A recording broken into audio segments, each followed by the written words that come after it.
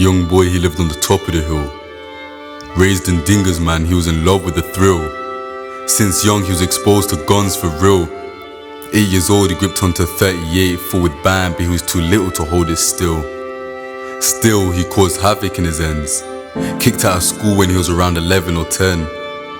See, Joe saw Mac 10s and baby 9s as a way to defend.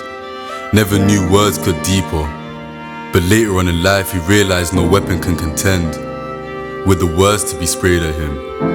No matter how many bullets he empties, he will never be content. As a young boy, he was always told he wasn't good for nothing. So he was always holding something. He had to make his own name. He had no older brother known for shotting or shooting.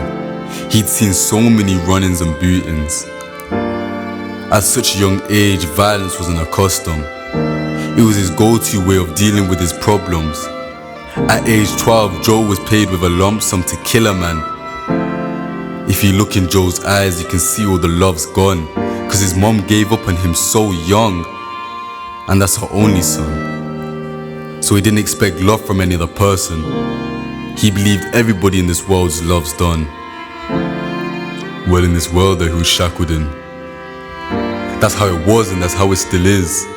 Tied to the streets ever since he was a little kid. So what did you expect? He had to find his own way to live. And staying on these streets, there's something you have to give. He gave his heart and his love to the streets. Never really loved a girl until him and Tracy got to meet. I know it sounds mad, but he was a lost boy in his teens. He even gave her a little bracelet to show her his love. Hear me out, he was really in love with this girl, please.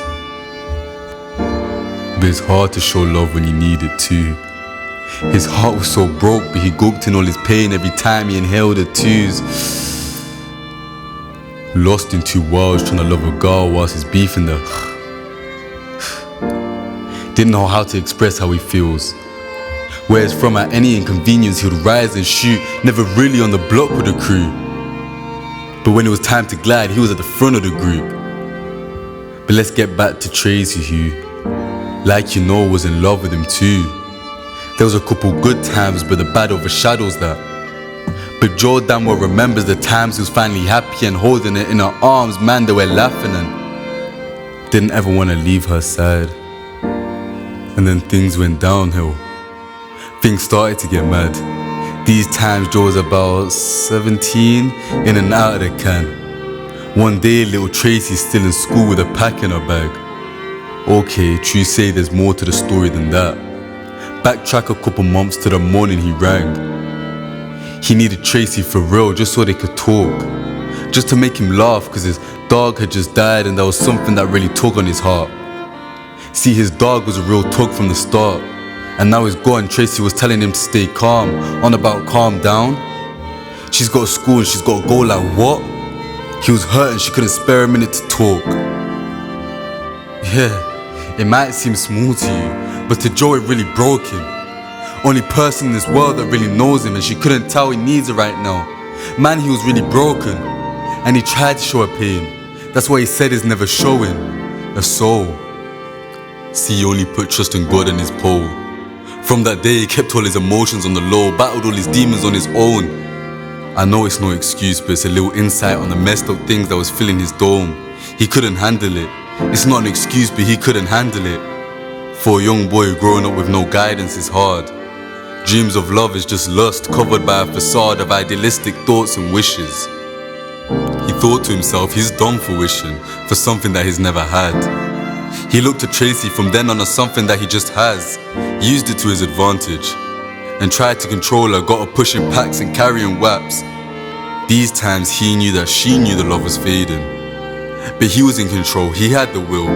Had her taking drugs to school, making her seem a fool. And when he saved her from what he got her to do, he took her to his room. And damn, you know what happened there. That day really broke him. But he needed that sense of control over her, but it just pushed her further away. Didn't see her for a good year, his heart was in agony and pain, but he drowned her all in weed and lean, cause that's the only way he knew. A year sipping and smoking, he lost the girl he really loves and his bro. In the span of a couple months, man, he showed love, now his love was seen as a joke. One day in his home, just him and his thoughts all alone. Then there was a knock at the door.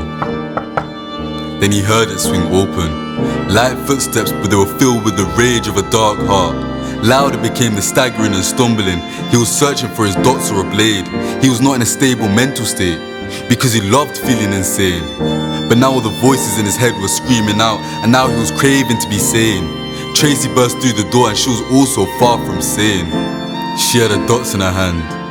He couldn't connect all the dots because he misplaced the dots that he had. He fell to his knees and he was shaking, and damn, another pair of footsteps were now shaking the ground. As Tracy was screaming at him on about, why did you do that?